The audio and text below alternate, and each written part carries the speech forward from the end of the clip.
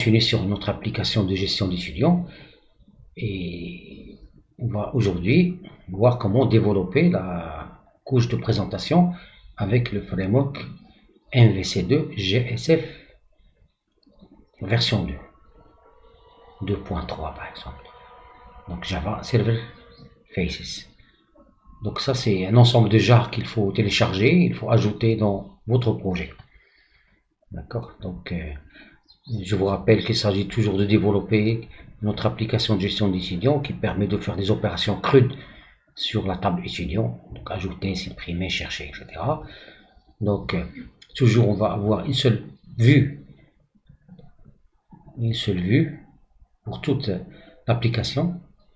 Donc un formulaire qui permet d'ajouter un nouvel étudiant ou bien de modifier un étudiant existant. Et on va avoir ici un tableau HTML qui permet d'afficher le contenu de la table avec deux liens, supprimer pour supprimer la ligne, donc l'étudiant qui correspond à cette ligne-là, ou bien éditer. Quand on clique sur éditer, toutes les informations de l'étudiant vont être affichées dans le formulaire pour pouvoir les modifier et les enregistrer après. Donc c'est toujours les mêmes fonctionnalités. Donc la couche DAO ne va pas changer, donc ça c'est l'intérêt de développer une application sous forme de couche. Donc une fois qu'on a développé la couche DAO, maintenant on peut par exemple passer d'une façon de écrire la couche DAO sans modifier la couche DAO. Donc on avait écrit la première version de MVC1, de plusieurs contrôleurs. La deuxième façon, on a fait ça à l'aide de pattern MVC2, un seul contrôleur. Maintenant on va utiliser un framework pour mettre en œuvre le pattern MVC2. Donc je vous rappelle que la solution 1, donc on avait plusieurs, donc la seule vue, plusieurs contrôleurs, et chaque contrôleur était un servlet. Le contrôleur, on avait donc défini nos propres servlets à l'aide de la notation web servlet. Et on avait utilisé donc la requête comme un modèle qui permet un contrôleur de placer des données ici pour que la vue vienne les chercher pour les afficher à l'utilisateur. La deuxième solution, c'était donc remplacer les trois contrôleurs par un seul contrôleur. D'accord. On a vu comment on avait fait. Donc, alors maintenant, on va voir la troisième solution. Donc, on va utiliser une servlet qui est donnée. Donc, c'est pas nous qui allons l'écrire maintenant. Il s'appelle Faces Servlet. Il se trouve dans les jars de GSF qu'on va télécharger. Alors maintenant, pour dire à Tomcat qu'on a une servlet dans notre projet, il faut la déclarer au niveau du web.xml. D'accord. Alors maintenant, la requête va être envoyée par la vue, là, à partir d'un navigateur, et le contrôleur doit être branché avec ce qu'on appelle un managing bean. Donc ça c'est un petit contrôleur, donc c'est celui qui va faire les traitements. Donc maintenant, c'est pas la servlette qui va utiliser la couche DAO comme dans les autres solutions, mais c'est le managed bean. Donc managed bean, c'est une classe qui va être annotée par @managed bean. Donc ça, c'est des annotations qui sont fournies par GSF. Donc on aura une instance de cette classe là qui va être créée par GSF. Donc le contrôleur va utiliser le managed bean comme un modèle, c'est-à-dire donc un endroit où la servlette et la vue permettent d'échanger des données. Donc là, c'est le nouveau, c'est maintenant on va utiliser le web.xml et c'est pas la servlette qui va être en contact avec la couche DAO, mais plutôt un managed bean. Donc toujours la table étudiant, donc là, donc ça c'est la couche DAO qu'on va réutiliser, on va pas la toucher. Donc la structure complète du projet maintenant. Donc on va toujours la couche DAO et maintenant on va avoir un managed bean au lieu des servlets et on va donc télécharger deux jars Javax Faces API. Donc ça c'est un ensemble de classes et d'interfaces et il faut ajouter l'implémentation. Donc déjà, et là on va ajouter le web.xml et la vue maintenant c'est pas GSF, c'est pas GSP, c'est XHTML. Donc c'est de l'HTML qui respecte la syntaxe de l'XML. Donc la déclaration du contrôleur, faces servlet, la servlet, donc on l'a déclaré au niveau du web XML à l'aide de servlet. D'accord, donc là, on choisit un nom quelconque ici, mais il doit être le même ici. Donc là, c'est la servlet qui va être, Tomcat va la chercher dans les jars. Et toutes les requêtes qui se terminent par XHTML vont être interceptées par cette servlet-là. Et ici, donc, j'ai décidé de la page qui va être lancée au départ, c'est étudiant.xhtml. C'est pas la peine de la demander, ça va être automatiquement lancé. Donc voilà, la première chose, il faut déclarer dans le web.xml notre servlet. Si je regarde maintenant mon projet, donc c'est TP GSF version 1, donc là on a le web.xml, donc là le web.xml se trouve dans WebEnv. Alors ici le lib il va contenir les trois jars et le web.xml elle est au niveau de webContentNet WebEnv. Donc, voilà, donc on déclare la servlet et on déclare quels sont les URL qui va intercepter et on peut déclarer donc la page qui va être la page de lancement, la page d'accueil, Welcome File List. On a une seule page ici. Donc voilà, donc après on va écrire donc le managed bin, c'est là où le contrôleur, le petit contrôleur qui va en quelque sorte traiter les requêtes.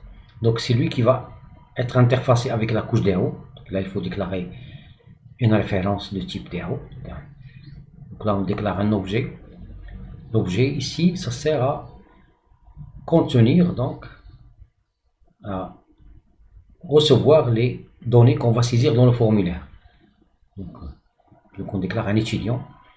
Donc on va envoyer le nom, la ville et l'âge. Donc on va créer un objet à partir de formulaire. Donc la liste étudiant, donc là c'est on a la méthode getListEtudiant, donc il faut respecter cette syntaxe là, getList au majuscule étudiant, parce qu'on aura besoin de utiliser liste étudiant L en minuscule pour récupérer la liste étudiant dans la vue à l'aide des expressions EL.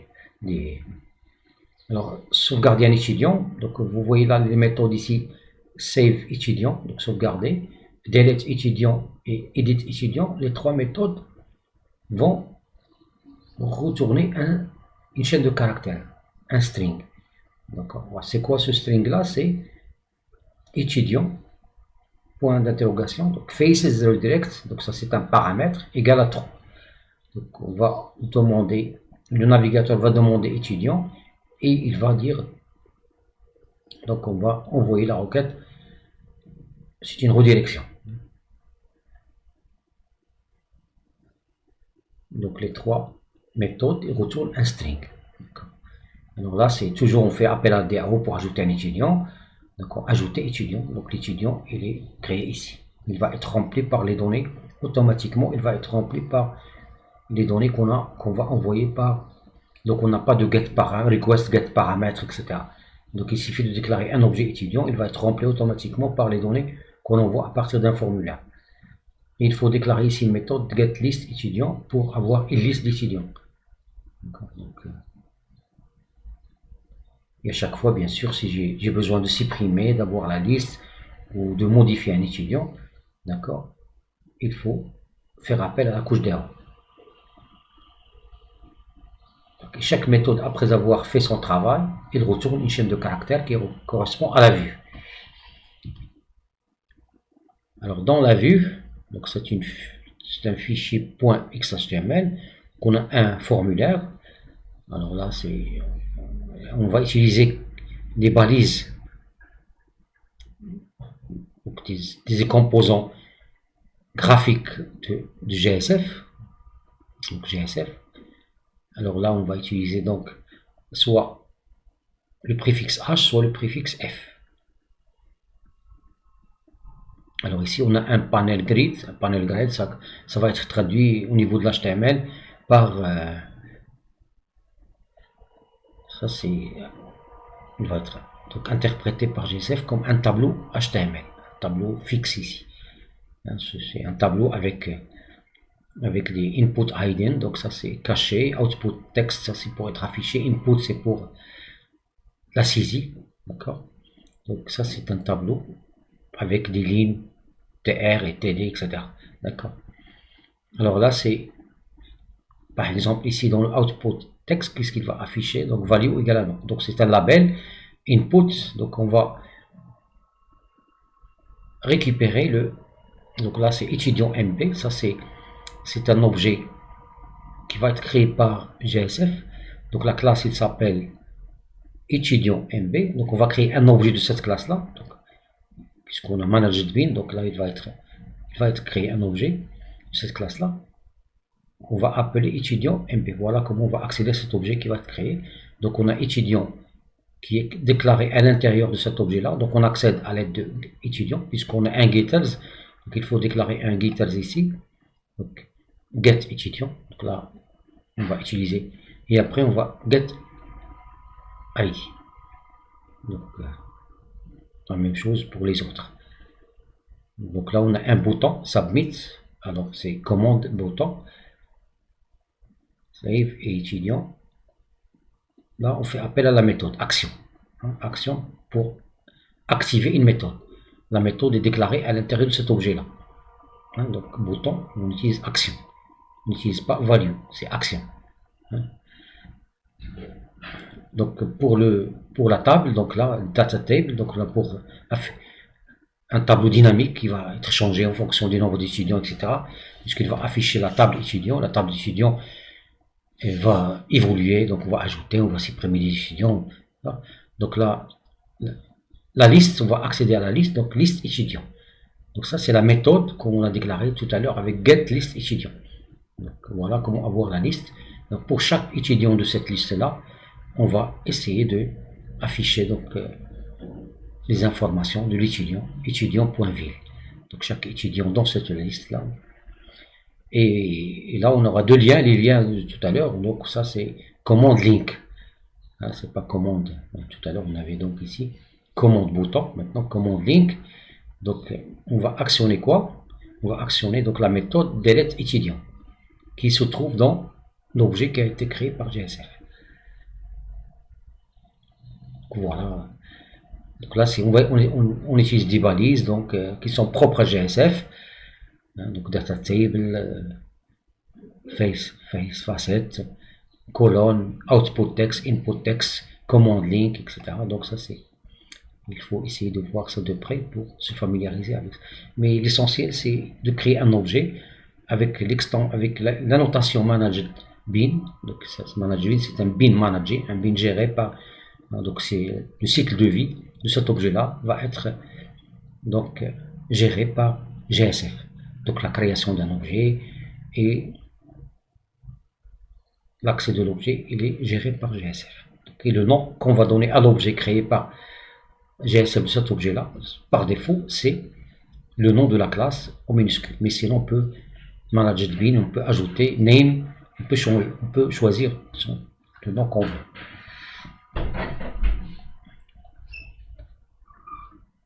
Voilà, donc ici, donc après avoir donc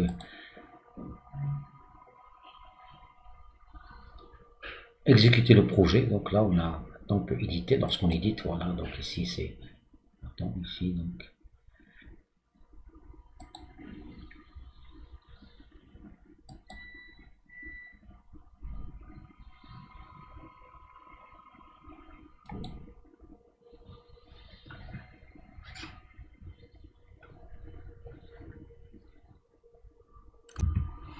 donc voilà, quand on édite, alors là c'est d'accord, donc voilà, on voit que on a édité, donc là on peut supprimer cette ligne là, voilà, a été supprimée.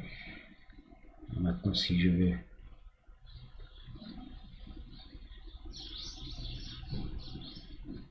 donc voilà, essayez de voir ça chez vous, de le refaire, et je vous souhaite bon travail, bon courage et à la prochaine.